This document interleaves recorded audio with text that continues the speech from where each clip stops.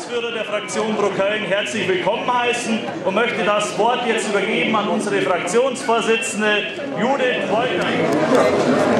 Liebe Freunde, meine sehr geehrten Damen und Herren, ich darf Sie erneut zum inzwischen schon traditionellen Neujahrsempfang der Fraktion Pro Köln im Kölner Rathaus ganz herzlich begrüßen.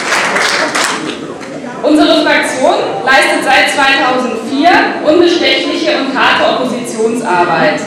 Denn wir sind mit dem Wahlversprechen angetreten, den Altparteien genau auf die Finger zu schauen und nicht zum Teil ihres verlogenen Klüngelsystems zu werden. Dieses Versprechen werden wir nicht brechen, egal wie sehr der Oberbürgermeister, die Altparteien und die Kölner Medien auch hetzen und uns verleumden mögen. Bravo. Denn der Kölner Rat braucht keine weiteren Ja-Sager, keine zweite CDU oder FDP, nicht noch mehr Kostenklüngler oder Politmauschler, keine zusätzlichen Multikulti-Fantasten und Großmoschee-Freunde.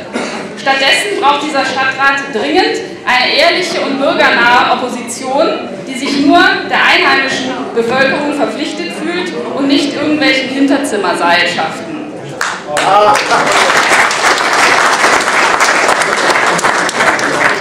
Inhaltlicher Schwerpunkt unserer Arbeit im Jahr 2011 wird es sein, den Bürgern aufzuzeigen, wo sie überall über Gebühr zur Kasse gebeten werden.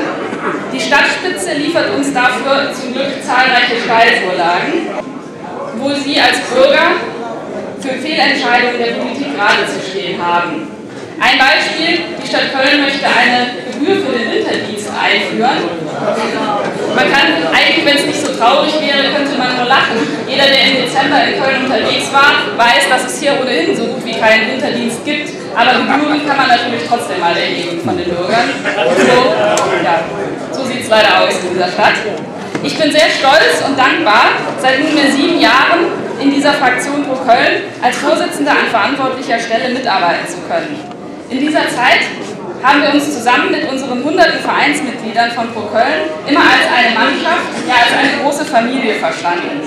Ich hoffe und bin sehr zuversichtlich, dass uns dies auch im neuen Jahr gelingen wird.